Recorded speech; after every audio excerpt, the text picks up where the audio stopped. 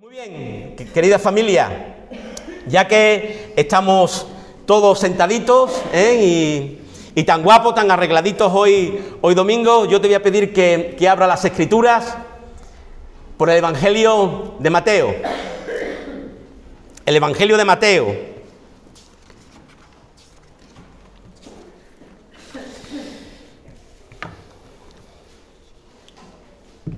Evangelio de Mateo.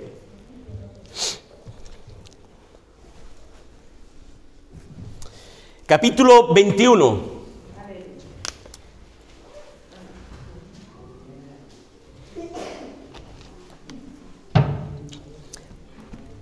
Ahí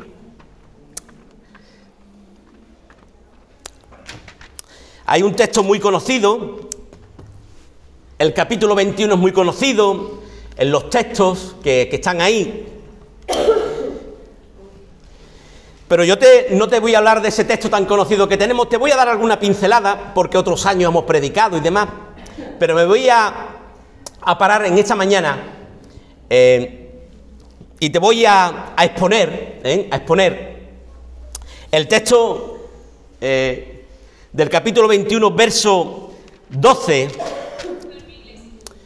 versículo 17, con el título de la exposición: ¿Casa de oración o cueva de ladrones?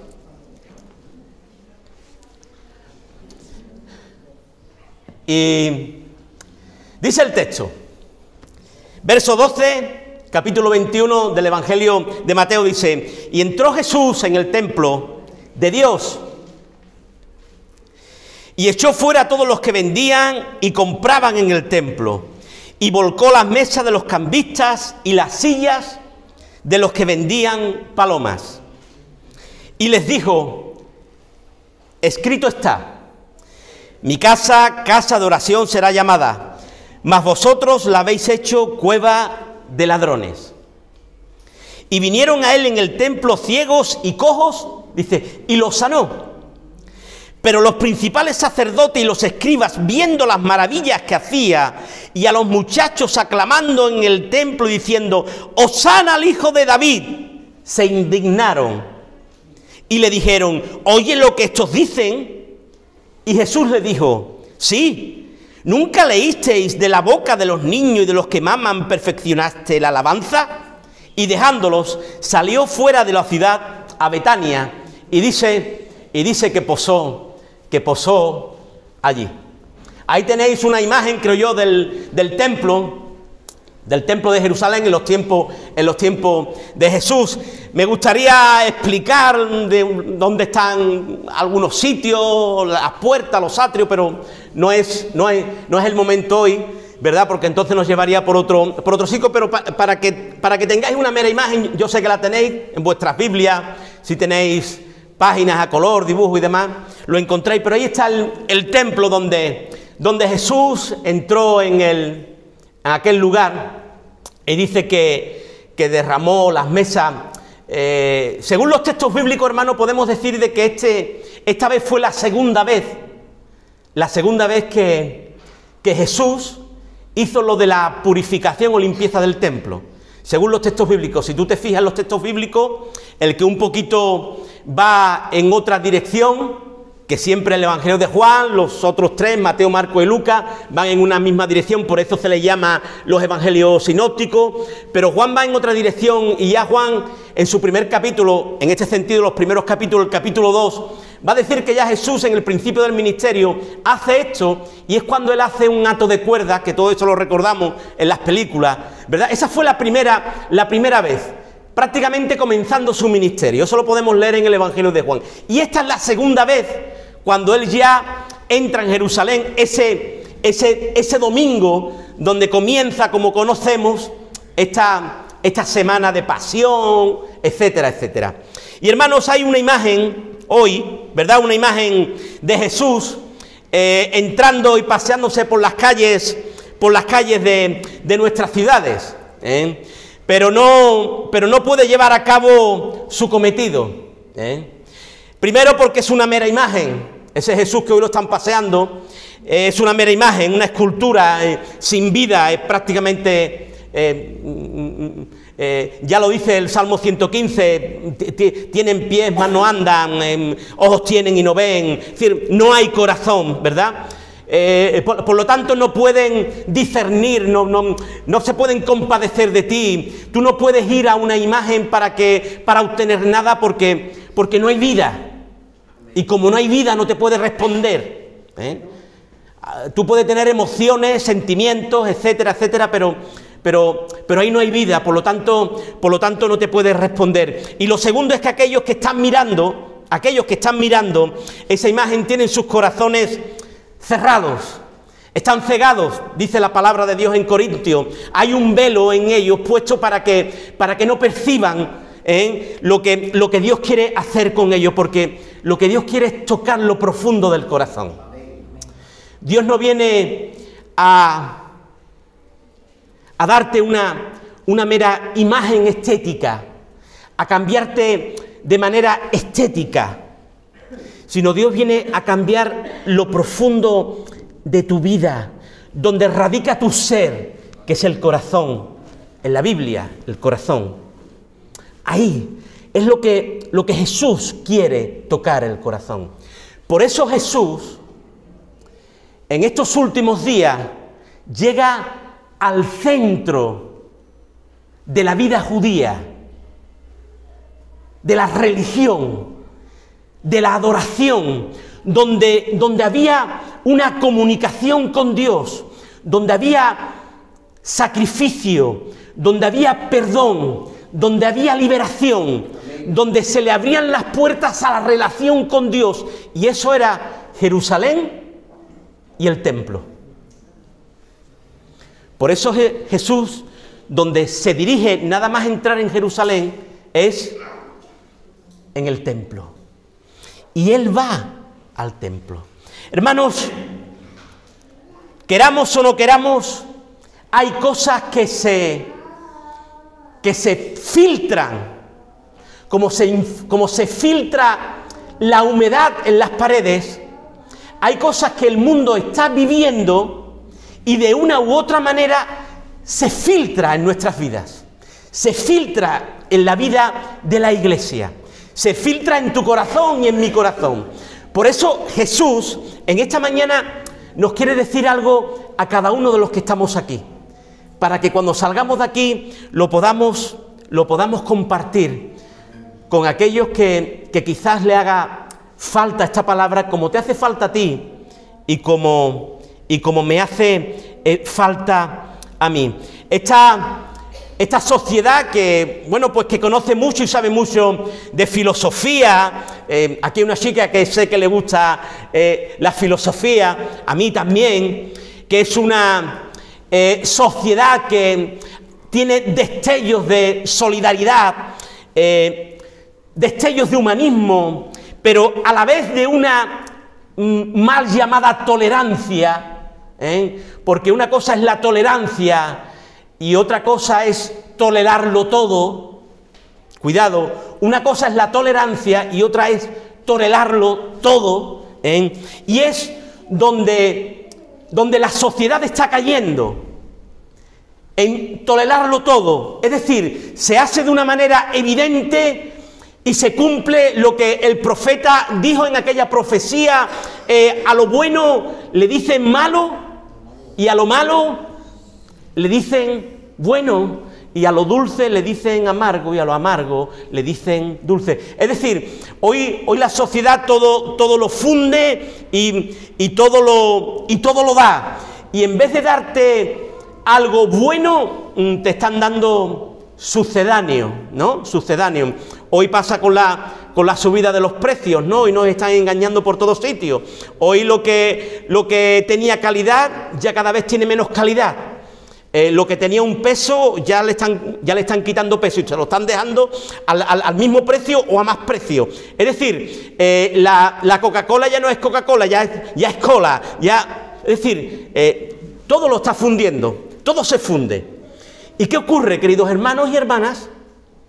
Nosotros no somos, es decir, no somos de la doctrina monástica de los monasterios, por eso no es una doctrina cierta y verdadera, es una doctrina falsa, porque el Señor dijo: Padre, ellos no son del mundo, pero no los quites del mundo, guárdalos del mal. Nosotros vivimos en el mundo y somos personas corrientes, sencillas, que vamos, que venimos, que nos sentamos, que comemos, que nos sentamos en una terraza y comemos y nos gusta disfrutar de la vida, porque tenemos que disfrutar de la vida, porque así nos ha hecho el Señor. El Señor disfrutaba, comía, bebía, el Señor se sentaba, salía, paseaba. Pero ¿qué ocurre? Como vivimos en la sociedad, los pensamientos de la sociedad nos calan, nos llegan y nos humedecen como la humedad humedece las paredes, nos humedecen y llegan hasta lo profundo del corazón. Por eso, hermano, el Señor vino a esta tierra y en sus últimos días hizo algo que en esta mañana quiero compartir con vosotros. Y lo quiero compartir para aquellos que forman parte de la iglesia del Señor y que no quieren vivir algunos días especiales, sino que quieren vivir vidas que agradan a Dios. Pero desde el 1 de enero hasta el 31 de diciembre, todos los días del año y todas las horas de los días. Es decir, aquellos que quieren vivir en plenitud con el Espíritu. Una vida verdadera, genuina, coherente con nuestra fe. Una iglesia que quiere vivir con pasión, queridos hermanos y hermanas, con pasión, con verdadera pasión. Yo recuerdo, hermanos, y los que lleváis muchos años aquí, por eso dije al principio lo de las noticias, ¿no? Estábamos locos, queridos hermanos y hermanas, porque llegara un retiro. ¿Os acordáis de los retiros? Wow, a mí me encantaba hacer un retiro. Días especiales. Los hermanos, las hermanas, comíamos, desayunábamos, dormíamos, un culto, ahora alabanza, ahora estudio, ahora talleres. ¡Gloria a Dios! Una actividad, una conferencia, un sábado de conferencia, gloria. Había pasión, hermanos.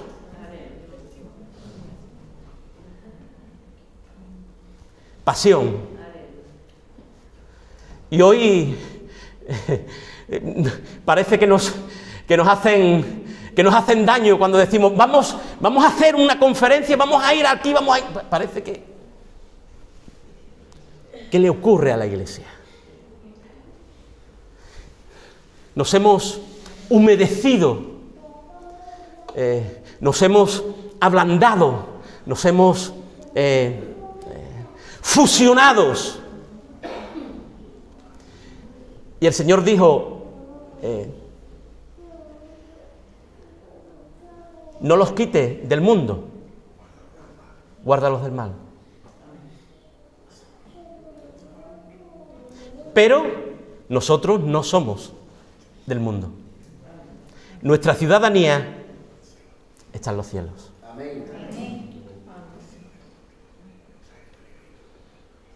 Hoy los cristianos queremos vivir como cristianos, pero haciendo lo que hacen los del mundo.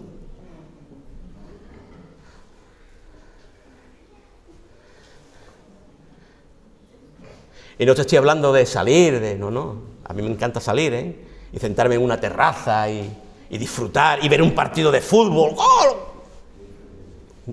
Gloria a Dios. Y pasear por la playa y wow, y ver una puesta de sol, qué bueno, ¿no? Y mirar el horizonte y disfrutar de las cosas que Dios ha creado. Y que aquí en este rincón de Cádiz tenemos de todo: el vino de Jerez, la carne, el pescado frito, ¡qué bueno! Pero hay cosas que no son de la voluntad de Dios, que no agradan a Dios. Y es ahí donde la iglesia tiene que percatarse. En aquellos tiempos los religiosos no se habían percatado que estaban en el lugar de la adoración, en el lugar de la comunión con Dios. Aún se indignaron los religiosos, los que tenían que velar por el pueblo de una manera religiosa, que eran los sacerdotes, los escribas, los fariseos. Se indignaron a ver que jóvenes se levantaban y le gritaban a Jesús: ¡Hosana al Hijo de David! Y se indignaron. Hoy Hoy hay quien se indigna. Pero ¿sabe una cosa? Dentro de la iglesia, ¿sabe quién se indigna? Se indignan cuando tú quieres formar parte de ese glorioso Espíritu de Dios para hacer la obra de Dios. Amén. Hay religiosos que se indignan dentro de la iglesia cuando hay una iglesia con pasión. Cuando hay una iglesia que se levanta, cuando hay una iglesia gloriosa, cuando hay gente que quiere vivir conforme a la voluntad de Dios, se indignan. Amén. Eso sigue ocurriendo. Hermano, los pensamientos fluyen y fluyen de una manera que tenemos que dar cuenta de que las artimañas del diablo cada vez son más sutiles, querido hermano y hermana, porque los tiempos proféticos se están cumpliendo. Los tiempos proféticos se están cumpliendo y como se están cumpliendo, el enemigo está haciendo de las suyas, debilitando a hermanos, llevándolo por pensamientos que no convienen, dejándolo en sus casas, diciéndole que tú no te reúnas, no hace falta que te reúnas. Si eres iglesia, eres del cuerpo de Cristo. Y si eres del cuerpo de Cristo, quieres estar con el cuerpo de Cristo. Si no quieres estar con el cuerpo de Cristo, es porque no eres del cuerpo de Cristo. ¿Me entendéis? Si formas parte del cuerpo de Cristo, tú quieres estar con el cuerpo de Cristo. Porque es algo natural, es algo del Espíritu. Eso es gracia de Dios. Lo que hace el Espíritu Santo en nuestros corazones de manera natural, querido hermano y hermana. Hermano, nos encontramos en ese texto y quiero que lo mires sencillamente. Te voy a decir 2, 3 cosas. Porque ahí nos encontramos ese texto de que Jesús entra ahí en Jerusalén, sabéis lo del tema del asno, del pollino, etcétera, etcétera, los mantos, ¿verdad? La obediencia de los discípulos. Podemos sacar varias enseñanzas que ya en otros años la hemos dado. La obediencia de los discípulos, la renuncia y la entrega de esos mantos que le tiran, porque era de lo poco que había y de lo poco que tenían, eran mantos. Y dice que se lo tiran al Señor, esa negación que ellos tienen. Sálvanos ahora.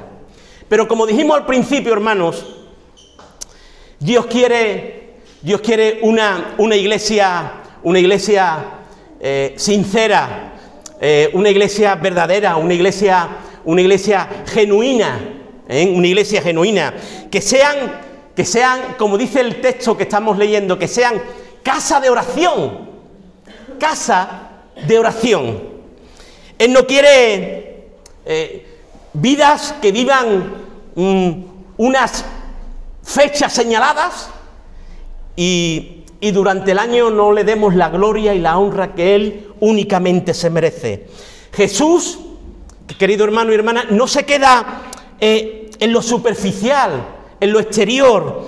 Él quiere entrar en lo más profundo, en el interior. Él quiere llegar hasta lo más profundo del alma. Él quiere llegar hasta lo más profundo de tu corazón y de mi corazón. Entra en aquello que, como estamos diciendo, para el judío era el centro de todo, el centro de la vida religiosa, el centro de la comunión con Dios, el centro de la adoración. Y eso era el templo. Eso era el templo. Eso era el templo. El templo. El templo, queridos hermanos y hermanas. El área del templo ocupaba, dice que ocupaba la cima del monte Sión. Por lo tanto, había un cierto desnivel. Y al otro lado se encontraba lo que conocemos como el Monte de los Olivos, el Getsemaní, ¿verdad? Allí donde estuvo Jesús.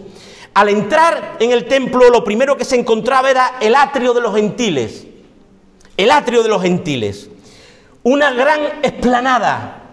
Es ahí, queridos hermanos y hermanas, no es dentro, sino es ahí, aún fuera, en la misma acera del templo, donde Jesús dice, aquí vosotros no tenéis que estar. No es dentro en el lugar santo y aún menos en el lugar santísimo. No, los gentiles no podían entrar en el templo. Y es fuera del templo donde Jesús llega y dice, ni aún fuera del templo podéis hacer lo que estáis haciendo. Subiendo unos peldaños se accedía al atrio de las mujeres. Allí no estaba permitido el paso aún de ningún hombre. Unos carteles decían que ningún hombre de otra nación traspase, porque será el único culpable de su propia muerte. Aquí se permitía la entrada solamente a mujeres. Subiendo un poco más allí arriba se llegaba al atrio de los israelitas, en donde solo podían entrar los varones judíos. Más arriba estaba el atrio de los sacerdotes, ¿verdad?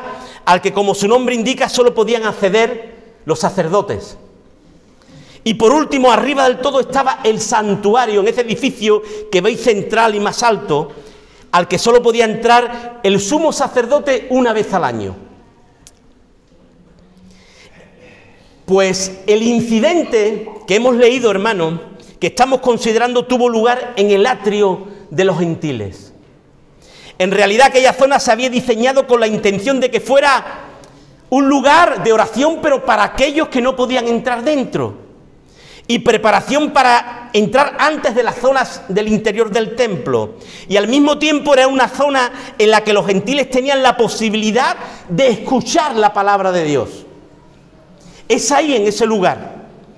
Pero lo cierto es que todo aquel recinto debía de ser santo y se había convertido en mundano. Se había secularizado por completo. Llegando a convertirse en un mercado de ganado en el que los gritos de los comerciantes se confundían con el ruido, la suciedad y el olor de los animales. ¿Cómo podía llamarse a eso casa de oración? ¿Cómo podía llamarse a eso casa de oración? Dice que Jesús entró en aquel recinto exterior del santuario de Jerusalén, la sección abierta, no solamente para los judíos, sino para los gentiles. Y él, cuando miró un triste espectáculo. Miró un triste espectáculo. Aparece ante sus ojos y llega a los oídos y aún llega a sus propias narices. Y ve como todo lo que para su padre era el vínculo de la adoración y de la comunión con él, se había convertido en algo despreciable, desechado, con mal olor, con basura, con negocios, con intereses. Los ricos volviendo a pisotear a los pobres. Y allí estaba todo aquello siendo profanado. Celebraban días santos, pero no había vidas que agradaban a Dios. Parecía todo aquello un mercado, era un mercado. Los negocios estaban en su apogeo y eran lucrativos, se hacían ricos. Y allí vendían, pues, todo lo que comprendía, los bueyes, las ovejas, todo para el negocio y para los sacrificios. Hermanos, y en esta época del año, estando tan cerca la Pascua, ¿verdad?, y con tantos peregrinos que procedentes de todas partes repletaban y estaban allí, en todo este atrio y toda aquella zona de miles y miles de personas, había muchos compradores. Pagaban elevados precios, ¿verdad? Elevados precios para comprar los animales para el sacrificio, para justificarse de alguna u otra manera. Es verdad que un adorador podía traer un animal de su propia elección, pero si lo compraba allí, se ahorraba traerlo, se ahorraba el trabajo de traerlo. Ya no le daban ni importancia al animal que tenían que traer para el sacrificio. Les daba igual las ofrendas. Se habían corrompido aún las propias ofrendas que eran para el Señor y para el templo. Los mercaderes del templo habían pagado generosamente para obtener todo aquel negocio. Pero realmente ¿Realmente esto era una verdadera adoración? ¿Realmente había corazones dispuestos a adorar al Señor? ¿Había corazones agradecidos de todo lo que Dios había hecho y hacía con ellos? Allí estaban los cambistas, los que negociaban con las monedas, cambiando los dólares a euros y los euros a pesos, y ¿verdad? Lo traemos. Los cambistas cambiando las monedas, ganando dinero, el impuesto del templo que tenían que pagar. Así los cambistas cambiaban dinero extranjero que obtenían beneficios grandes, negocio fructífero, ofrecía oportunidades de negocios tremendas, y allí estaban todos. Estaban los vendedores de palomas y de tórtolas, probablemente allí cerca de los asientos de las bancas. No todos podían comprar un cordero. No todos podían comprar un cordero. Así que, en relación con la purificación, se entregaban 2 tórtolas o 2 palominos. Pero dentro de todo esto, os podéis imaginar, hermanos, a Jesús. Aquel que en ningún momento deja de ser Dios. Jesús había venido en carne, la esencia de Dios. Él era Dios, pero era humano. Y esa indignación que Jesús mira cuando ve aquel lugar que tenía que ser un lugar de adoración, un lugar de comunión con el Padre, un lugar de ofrendas, un lugar de regocijo, un lugar de gozo, un lugar de agradecimiento. Estaban más dedicados los unos a los otros que a Dios mismo. A mí hay veces como pastor que me sorprende algunas veces cuando hablo con alguien y me dicen, bueno, es que los hermanos, ¿qué pensarán los hermanos? Y me quedo así diciendo, ¿qué pensarán los hermanos? ¿Y no te importa qué piensa Dios? ¿No te importa qué piensa Dios? ¿Qué pensarán los hermanos? Que piensen, pero a mí ¿qué me importa lo que piensa Dios? ¿Qué piensa Dios? ¿Qué piensa Dios? Si tú a quien tienes que agradar es a Dios. Yo no os tengo que agradar a vosotros, hermanos, yo tengo que agradar a Dios. Tengo que agradar a Dios. Aquí nos tenemos que agradar los unos a los otros. Aún dice el apóstol Pablo, que se me viene a la mente porque un texto que a mí me habló mucho en su momento, que si nos agradáramos nosotros mismos, dice, dejaríamos de ser siervos de Cristo. Que estamos para agradar a Dios. A ti no te tiene sino lo que piensa Dios. ¿Y qué pensaría Jesús, santo de Dios? Un hombre que ya iba y sabía a lo que iba a morir en una cruz para el perdón de los pecados, aún de los que estaban allí. Amén. Aún de los que estaban allí. Porque el Señor dice que Él ama al mundo y que ha dado a su Hijo unigénito para que todo aquel que en Él crea, tenga vida eterna. Pero Él iba a morir aún por el más vil de todos los hombres que allí había. Y Él ya eso lo sabía porque Él entregó su vida voluntariamente, Dios usó a los sacerdotes, usó a Caifás, usó a Pilato, usó aún la gente cuando allí gritaban crucificarle, Dios usó, pero Él entregó su vida voluntariamente. Amén. Por una sola razón, por amor. Por amor, por amor, por amor. Y ese amor que Jesús estaba dispuesto a dar y que daba y que regalaba sin condición ninguna, estaba viendo lo que estaba ocurriendo en aquellos momentos con su casa, con el lugar de adoración. Ese pueblo que había sido arrebatado de las manos de Faraón, que había sido después sacado varios siglos después de Babilonia, que había sido llevado por una guerra y por otra, que había sacado de las luchas de los macabeos, que había sido de un sitio, de otro sitio, y que ahora estaban allí, y que tenían la posibilidad de adorarlo y de bendecirlo de una manera real. Ahora aquello estaba todo convertido en un vil mercado.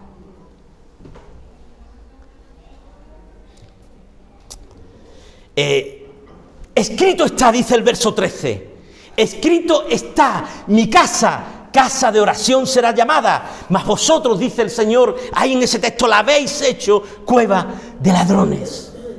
Y Jesús interviene ahí con un texto profético, que es el texto de Isaías, capítulo 56, verso 7, que dice, mi casa será llamada casa de oración para todos los pueblos. Amén. Hermanos, habían allí ofrecido los sacrificios en el templo como si tal culto puramente formalista a Jehová sirviera para algo, como si la sola presencia del templo los protegiera de la ira santa de Dios. Entonces fue Jeremías que dijo, no fiéis en palabras de mentira diciendo, templo de Jehová, templo de Jehová, templo de Jehová es este. Es cueva de ladrones delante de vuestros ojos esta casa sobre la cual es invocado mi nombre. Ya Jeremías estaba profetizando sobre esto. Aleluya.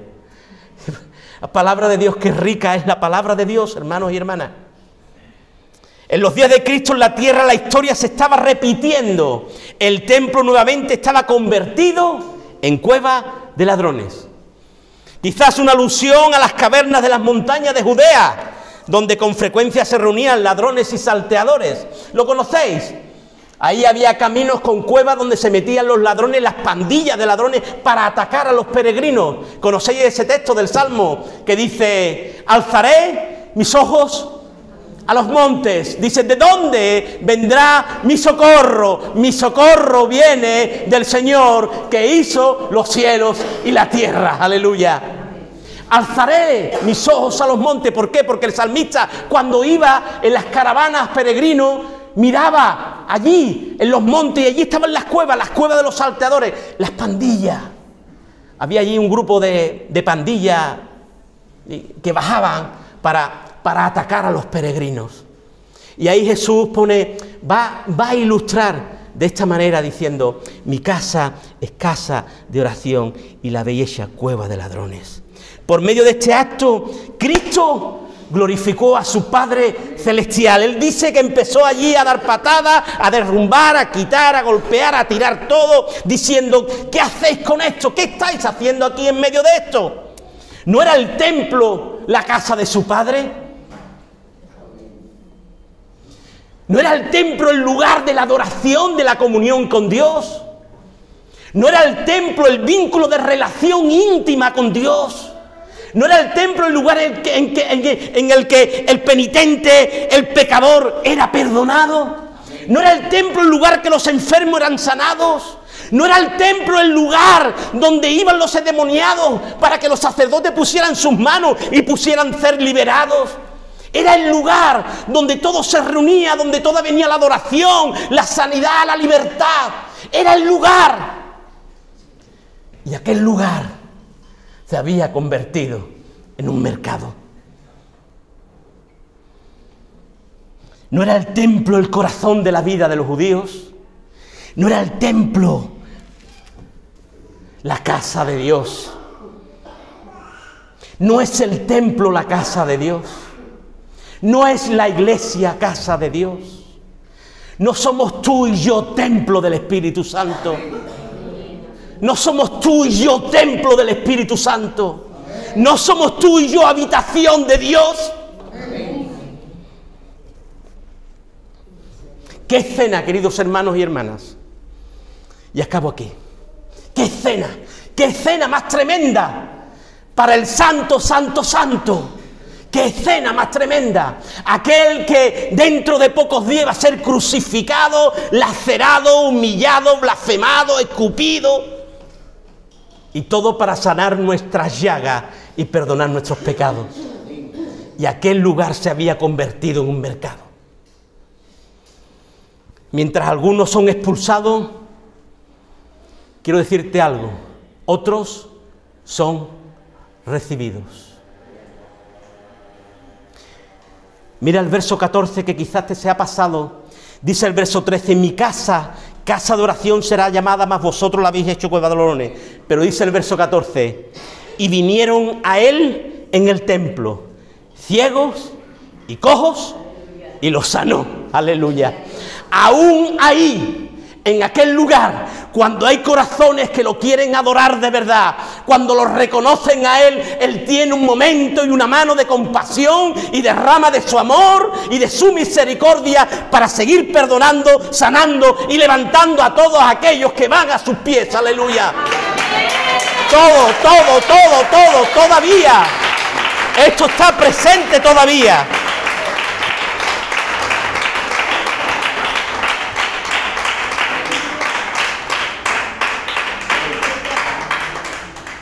¿Podéis imaginar a Jesús allí? Seguramente que los religiosos, cuando vieron los cojos y los sanos, le dirían ¡no! ¡No! Con indignación.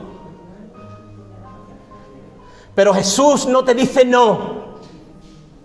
Te dice sí, hija mía. Te dice sí, hijo mío, porque por ti he muerto yo. Cuando Jesús te mira, Jesús mira tu corazón y ve tu necesidad. Y lo que tú aún no conoces de ti, Él ya lo conoce. Él conoce por los valles que tú estás pasando.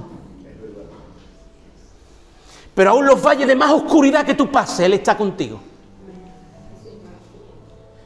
Cuando Jesús ve que hay corazones con necesidad, corazones que lo que quieren es agradarlo a Él, corazones que con devoción van delante de su presencia, con necesidad, diciendo Jesús, ten misericordia de mí. Amén. Jesús no te dice, pídeme cita. Jesús no te dice, ahora no tengo tiempo. Jesús no te dice, ahora no puedo. Jesús no te dice, échate a un lado. Jesús no te dice, ahora no lo siento. No, Jesús te dice, ven, hija mía. Jesús te dice, ven, hijo mío, porque para esto he venido yo, para sanarte, para perdonarte, para levantarte, para abrazarte con todo mi amor, porque por ti he muerto yo. Aleluya. Jesús vino a Jerusalén, al centro. Y hoy Jesús está aquí y viene al centro, y viene al centro de tu corazón. Viene al centro de tu corazón y decirte, hija mía, yo estoy contigo. Tú no estás sola.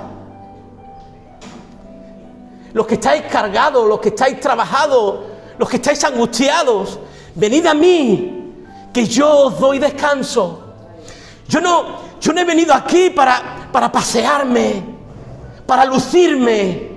Yo he venido aquí porque te amo, porque sé que tienes necesidad, porque sé que muchos son los cojos, que muchos son los ciegos, que muchos son los paralíticos, que muchos son los angustiados, que muchos son los deprimidos, que muchas son las violentadas, que muchos son los fracasados, que muchos son los desmotivados, que muchos son los que estáis todavía bajo el yugo del pecado. Yo he venido aquí para romper todo eso, para amarte, para liberarte, para abrazarte, para darte de mi presencia y de mi bendición. Yo estoy aquí en esta mañana. Yo estoy aquí en esta mañana y toco a las puertas de tu corazón. Toco a las puertas de Jerusalén. Toco al lugar del templo. toco las puertas, y si alguno abre las puertas de su corazón, dice Jesús que entra y hace morada con él. Él está aquí, y si tú te sientes coja, ciega, angustiada, depresiva, ábrele tu corazón a Cristo en esta mañana, porque no estás aquí sencillamente porque has venido, no, estás aquí porque Jesús sabía tu necesidad y te ha traído. Y Él en esta mañana te ama, y te ama tanto que quiere darte su bendición. Quiere darte su bendición. Y si tú ahora cierras tus ojos ahí donde tú estás y empiezas a clamar, al Espíritu, Él va a llenar el vacío que tú tienes en tu corazón. Y si tú que estás aquí nunca has recibido a Cristo, nunca has recibido a Jesús, nunca le has abierto las puertas de tu corazón, sencillamente levanta ahí tu mano y vamos a hacer una breve oración por ti. Si estás aquí y quieres entregarle tu corazón a Jesús para que Él empiece a obrar por medio de su Espíritu en ti, para darte fuerzas, para darte una nueva vida, para darte eso que tú estás buscando y no lo encuentras. Él está aquí y te dice en esta mañana que abras tu corazón. Si nunca lo has hecho y quieres entregar tu vida a Jesús en esta mañana, levanta tu mano ahí donde estás y podamos orar por ti en un momento donde estás. No hace falta que vayas a ningún sitio, sino ahí donde tú estás, que levante tu mano. Y vamos a orar por ti. Porque Jesús ha venido con un cometido, y es para traer vida y vida en abundancia. Vida y vida en abundancia. Él quiere liberarte de todo ese peso que tú llevas, de toda esa carga que tú tienes.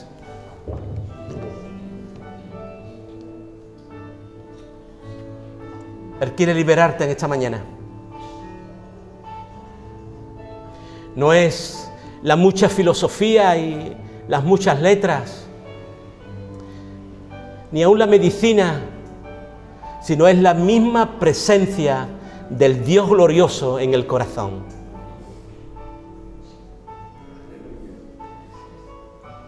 Si el ser humano tiene un problema, es porque le has dado la espalda a Dios. Y si quiere solucionar el problema, solamente tiene que volverse a Él. Él tiene la solución. Jesús te ama. Jesús te ama. Jesús te ama. Jesús quiere volver a tener un encuentro contigo en esta mañana.